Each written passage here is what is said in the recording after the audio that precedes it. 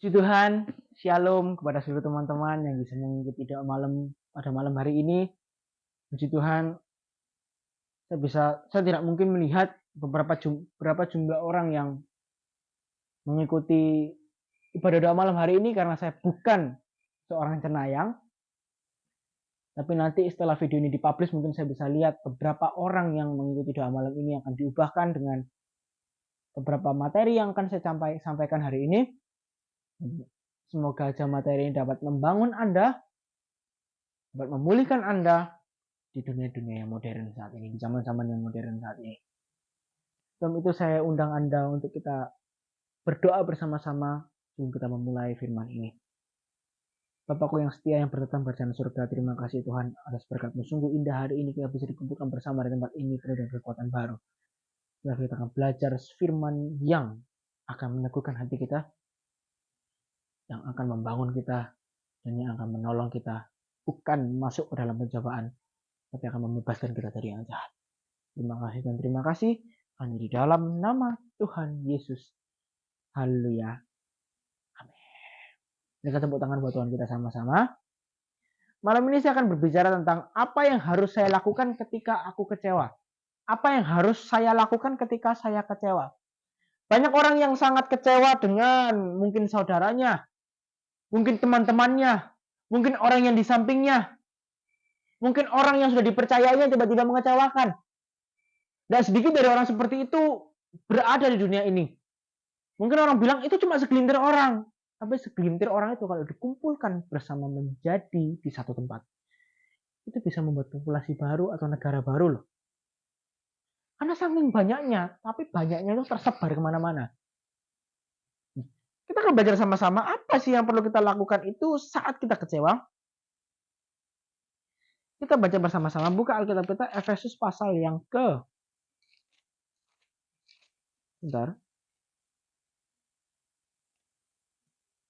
Efesus pasal yang keempat ayat yang ke 31 sampai yang ke-32.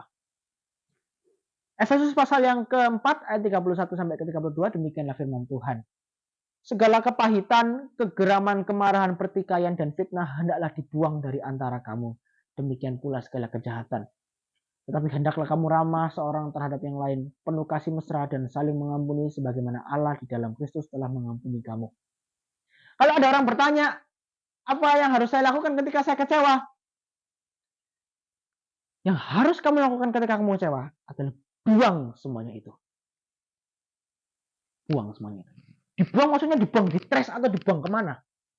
Dibuang ini adalah dibuang, diambil. Kecewa itu jangan disimpan di dalam hati, tapi ketika kecewa itu datang, langsung dibuang. Jangan sampai itu disimpan dan menjadi sakit hati. Bahaya banget. Bahaya sekali. Makanya ketika Anda kecewa, saya tidak larang Anda kecewa. Kecewa itu boleh. Karena setiap orang juga memiliki hati. Tidak mungkin dia tidak akan kecewa. Berarti dia kebal sekali. Ya tidak ada yang mungkin sih bagi dia. Tidak yang mustahil sih. Cuma saya mau lihat. Saya pun sendiri ada kadang pernah kecewa. Bahkan sering kecewa. Tapi saya biarkan kecewa itu bukan singgah. Tapi hanya lewat. Jadi janganlah kita biarkan kecewa itu berada dalam diri kita. Atau singgah atau tinggal di dalam diri. Tapi segala kepahitan, kegeraman, kemarahan. Kecewa itu pasti timbulkan kemarahan. Dan ujung-ujungnya kalau kecewa itu dibiarkan tinggal, pasti akan menjadi kepahitan. Dan so, how? Bagaimana mengatasinya? Cara mengatasi ini gampang. Bisa di sini jadi 31. Hendaklah dibuang dari antara kamu. Demikian semua kejahatan. Buanglah. Tidak perlu simpan-simpan kepahitan. Tidak perlu simpan-simpan kecewa. Kecewa sama orang boleh. Tapi setelah itu, jangan disimpan ya. Perlu dibuang. Sampai itu kalau disimpan, bau. Sampai itu kalau disimpan terlalu lama, itu baunya setengah mati. Tuhan tidak suka bau menyengat. Tuhan tidak suka bau sampah. Apalagi bau kecewa. Tuhan tidak suka itu. Yang Tuhan suka adalah kebersihan hatimu. Tetapi hendaklah kamu ramah seorang terhadap yang lain. Ramah, baik hati, menggenapi buah roh Galatia. Sukacita, damai sejahtera, kesabaran, kemurahan, kebaikan, kesetiaan, kelemah lembutan, penguasaan diri. Hendaklah kamu ramah seorang terhadap yang lain, penuh kasih mesra dan saling mengampuni. Saling mengampuni. Belajar mengampuni. Jangan dibiarkan kecewa itu hinggap atau tinggal. Segera dibuang jauh-jauh, kalau bisa dibawa pergi atau jangan disimpan. Karena apa? Karena Allah telah mengampuni kita terlebih dahulu. Matius pasal yang ke-6 katakan, ampunilah sesama yang lain supaya Allah juga mengampuni kamu. Tapi kalau kamu tidak mengampuni dia, maka Allah yang di surga juga tidak akan mengampuni kamu. Apakah Anda tidak mau diampuni Tuhan? Sampai selama-lamanya hidup dalam dosa? Tidak diampuni Allah? Mau? Kalau tidak mau belajar mengampuni. Ada orang yang tanya, aku susah banget memaafkan dia. Aku sulit banget memaafkan dia. Karena apa? Karena dia terlalu menyakiti saya bolak-balik. Karena dia terlalu menggoncangkan diri saya bolak-balik. Karena dia terlalu membuat saya kecewa berulang-ulang kali. Berkali-kali.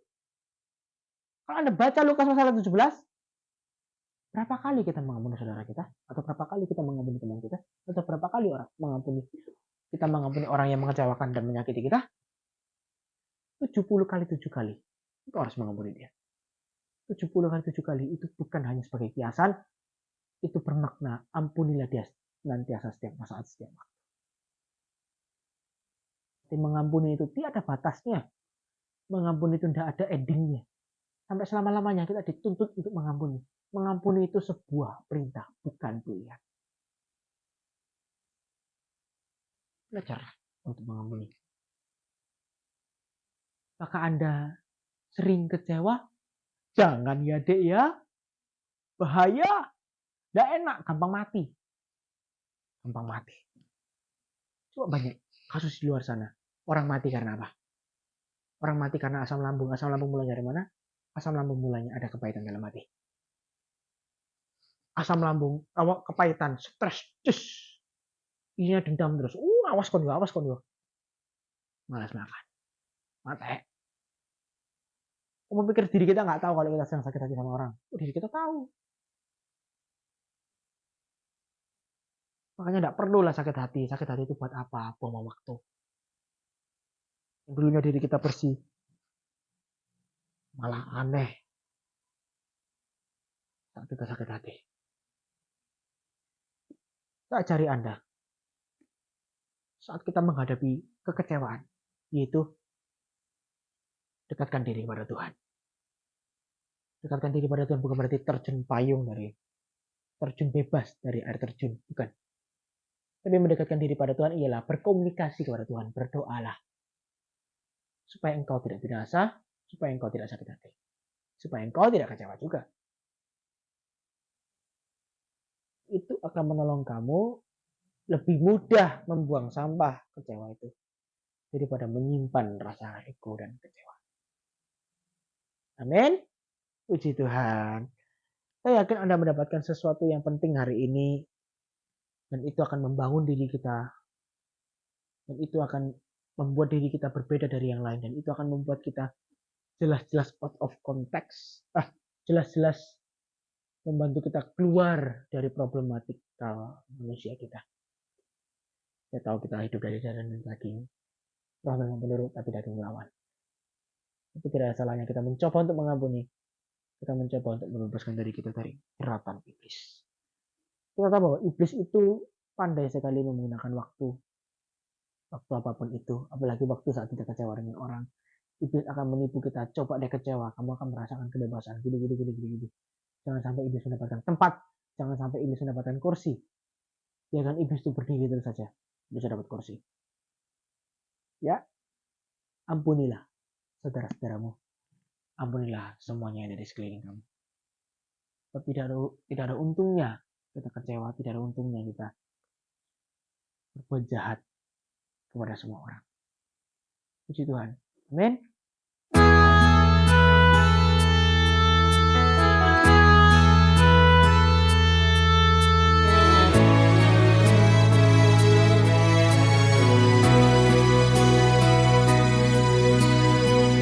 Engkau gembala yang baik,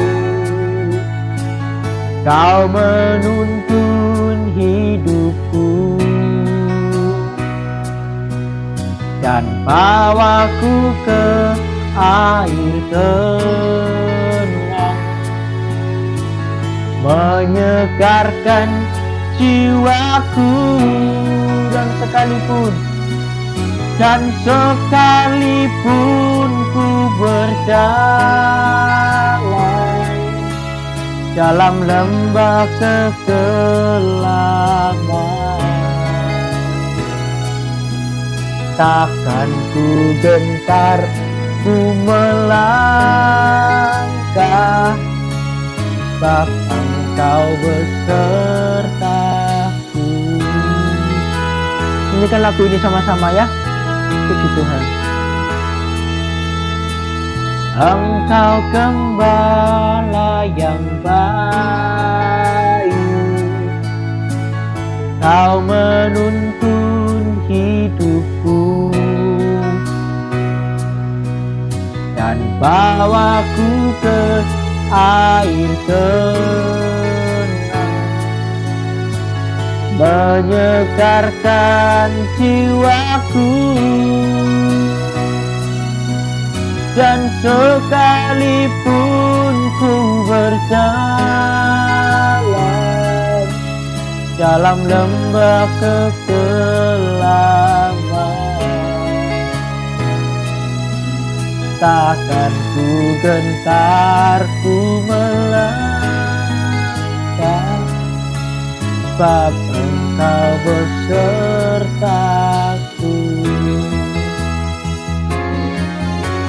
Sekalipun ku berjalan dalam lembah kegelapan, takkan ku gentar, ku melangkah, sebab Engkau besertaku. Sebab Engkau gentar, ku melangkah. Bapakku yang setia, Bapakku yang baik, ya Tuhan yang berada dalam kerajaan surga. Terima kasih loh Tuhan atas segala berkat-Mu yang sungguh indah. Hari ini kita bisa mendengarkan firman dengan clever and clearly kan. Ya Tuhan, kiranya Engkau menuntun kami setiap saat, setiap waktu, supaya kami tidak kecewa atau tidak gampang kecewa Tuhan. Kami tidak ngerti lagi kalau kami di luar takhta kasih karunia-Mu. Bawa kami dekat kepada-Mu, supaya ketika kami disakiti, kami tahu kami harus kemana. Ya Tuhan, terima kasih. Di dalam nama Tuhan Yesus, haleluya, amin. Puji Tuhan. Selamat malam, Tuhan memberkati. Kita ketemu di hari Sabtu ya. Dadah.